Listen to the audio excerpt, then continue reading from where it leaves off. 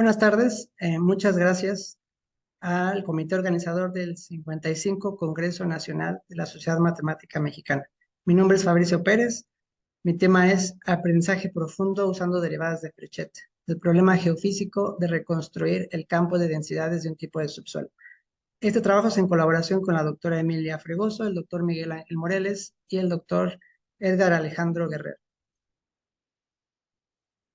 Bueno, entonces, lo primero que queremos es definir qué es aprendizaje supervisado y clasificación.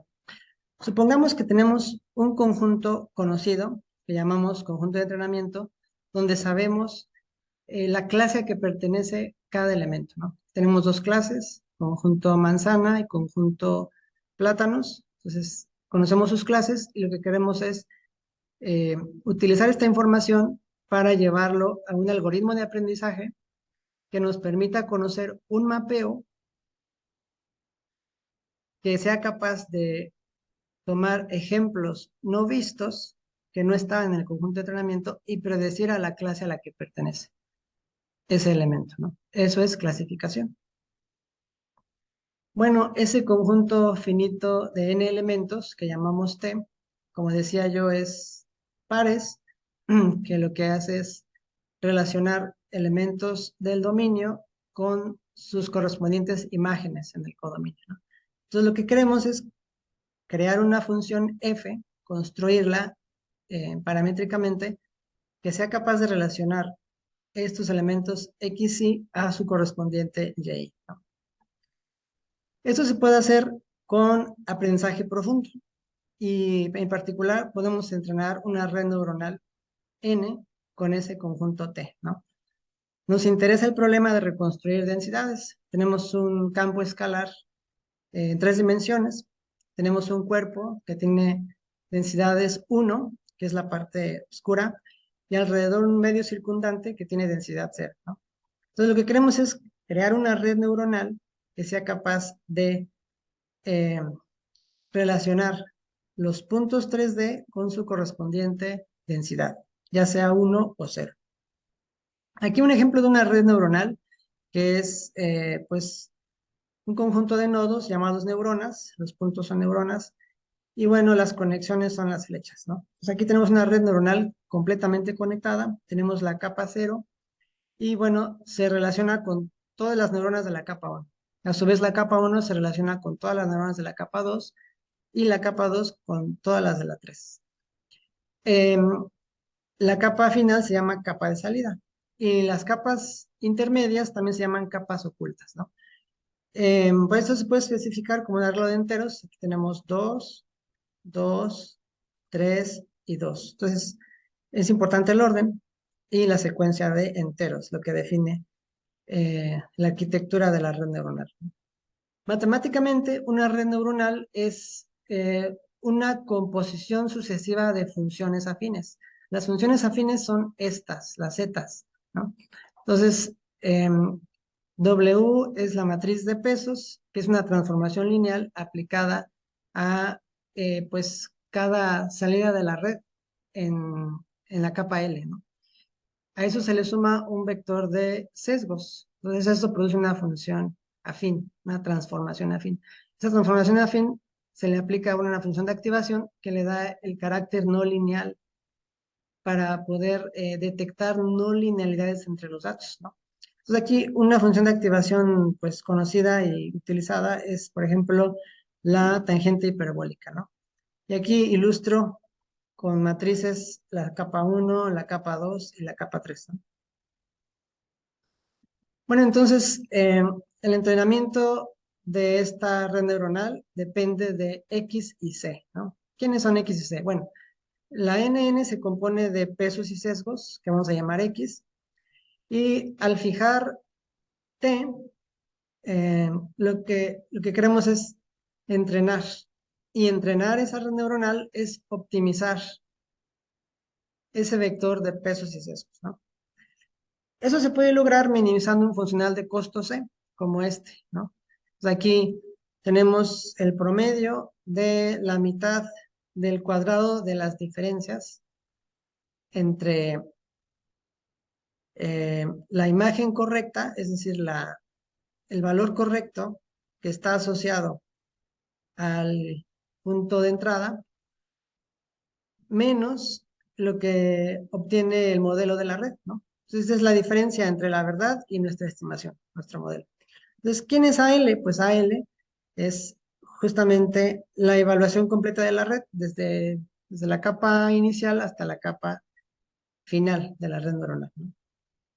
Entonces, entrenar la red neuronal eh, significa que necesitamos utilizar un algoritmo de optimización. Entonces, optimizar ese conjunto X, que es pesos y sesgos, es concretamente minimizar el funcional de costo. Entonces, esto se podría lograr con un método clásico que se llama gradiente descendente, ¿no? Entonces, estamos en los pesos y sesgos actuales y le vamos a restar el gradiente de la función de costo en esos pesos actuales multiplicado por una tasa de aprendizaje, ¿no? Entonces, eso nos va a ir eh, moviendo la estimación a una aproximación cada vez mejor, ¿no? El problema de esto es que es computacionalmente caro. Entonces, se prefiere utilizar el gradiente descendente estocástico, que es eh, lo que aparece al final en la fórmula al final. Entonces, noten la diferencia que aquí arriba el gradiente depende de todos los puntos de entrenamiento. Y aquí el gradiente descendente estocástico solo depende de un punto de entrenamiento por cada iteración o de un subconjunto de puntos de entrenamiento. Aquí nada más estoy ilustrando un punto de entrenamiento. Ese es el gradiente descendente estocástico. Bueno, ¿cómo construimos ese forward pass de la red neuronal? Bueno, pues aquí tengo todo el detalle matemático de cómo se construye. La función afín z, pues la función a, que es la salida en cada capa, la relación entre capas y pues la proyección aquí para nada más obtener la salida de la red, que ya no dependa de los pesos y sesgos. Y al final aquí tenemos el forward pass, que es una sucesión de composiciones de funciones, ¿no? Que son las funciones sigma, ¿no? Esto es en realidad una red neuronal, ¿no? Bueno, nos interesa la derivada de Frechet de este forward pass, ¿no? O sea, aquí están todos los detalles de esas funciones que acabo de decir hace un momento.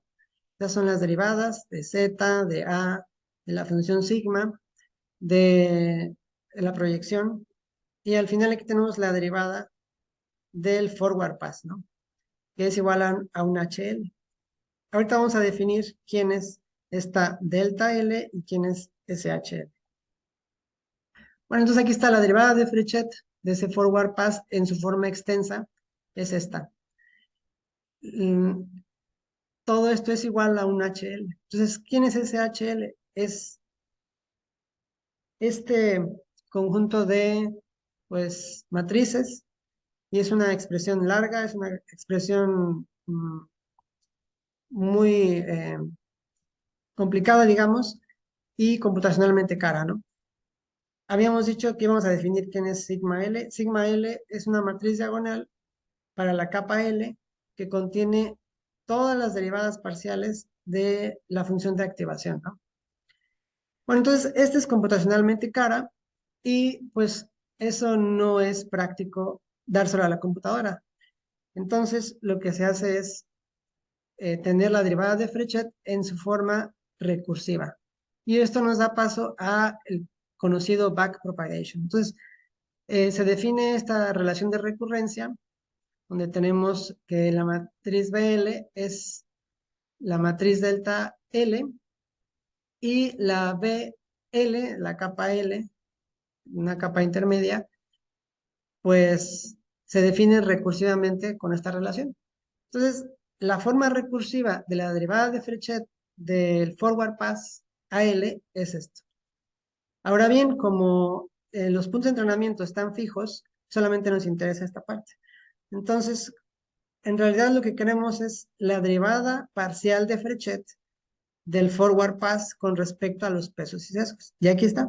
Entonces, esta última expresión es justamente la derivada de Frechet de la red neuronal. Esto es lo que nos interesa, la derivada de Frechet de la red neuronal, ¿no? Es una suma y aquí tenemos relaciones de recurrencia, ¿no? Bueno, entonces, dijimos que lo que queremos es construir el gradiente de la función de costo. Entonces vamos a definir formalmente quién es el, el funcional de costo iésimo, ¿no? Entonces, para eso definimos el funcional iésimo de pérdida L, que se define como la mitad del cuadrado de la norma de la verdad, o sea, el dato correcto, menos lo que nos regresa el modelo. Entonces, esto matemáticamente es este producto punto. Y bueno, ¿quién es la iésima función de costo? La iésima función de costo es la composición de lo que nos da la red con la función de pérdida, ¿no? Entonces, como los puntos de entrenamiento están fijos, entonces vamos a fijar el iésimo punto y entonces la función de costo tiene esta forma en realidad. Bueno, aquí tenemos un detalle de las derivadas de Frechet de la iésima función de pérdida, que está así expresado como un producto punto, y por el teorema de representación de Ries, ¿quién es el gradiente de la iésima función de pérdida? Pues simplemente es la diferencia entre lo que nos devuelve nuestro modelo de la red con la verdad, ¿no? Que son los puntos de entrenamiento. El codominio, las imágenes de, de los puntos en el dominio, ¿no? Del conjunto de entrenamiento, ¿no? Entonces, la derivada de Frechet de la función iésima C y la función de costo iésima en X aplicado a H es este producto punto. Pero este ya lo conocemos, este de aquí abajo ya lo conocemos, es la derivada de Frechet de la red neuronal. Bueno, entonces, finalmente, ¿cómo construimos el gradiente? El gradiente de la función de costo. Bueno, pues simplemente son las derivadas parciales de Frechet utilizando la forma de recurrencia. eh, Tienen esta expresión. Aquí tenemos para los pesos un producto punto y para los sesgos otro producto punto, ¿no? Entonces, otra vez por el teorema de representación de Ries, obtenemos los componentes del gradiente de la función de costo de esta manera. Entonces, estos pares de ecuaciones uno y 2 forman el gradiente de la función de costo. Bueno, entonces, para poder aplicar toda esta teoría de redes neuronales con derivadas de Frechet, estamos haciendo muchos experimentos y ahora mostramos un primer experimento que es aprender un primer modelo. Entonces, aquí tenemos puntos de entrenamiento que son 2048 puntos aquí en 3 dimensiones y como Vinimatch vamos a tomar el 10%, ¿no? 205 puntos para aproximar el gradiente, ¿no?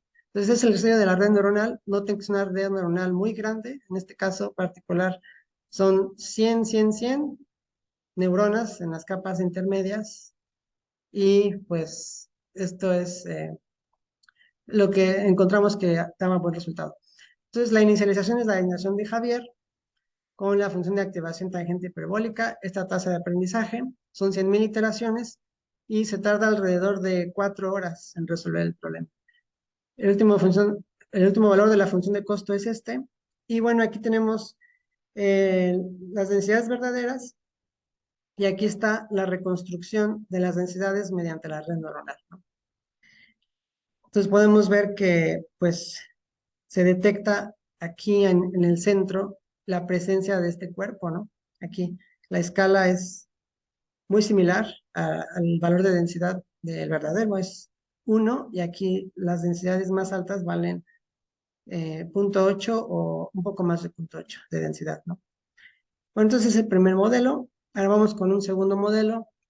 Eh, Ahora queremos reconocer dos cuerpos, ¿no? Tenemos dos cuerpos, este es los datos verdaderos, densidad 1 en los cuerpos y densidad 0 en el medio circundante, ¿no? Entonces, igual son 2048 puntos de entrenamiento, pero estamos utilizando el 15% de los puntos para aproximar el gradiente de la función de costo.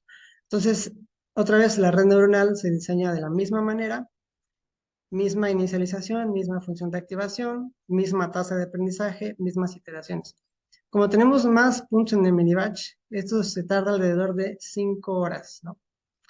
Y bueno, ese es el último valor de la función de costo, 0.002. Entonces vemos que aquí pues se puede realmente aproximar el, el, em, los dos cuerpos, ¿no? tenemos dos cuerpos y en la estimación, que es el mapeo de la red neuronal, sí detecta esos dos eh, cuerpos, ¿no? Con una densidad muy parecida a la original. Pues eso es todo. Muchas gracias por su atención. Aquí dejo la bibliografía relevante para esta presentación. Muchas gracias.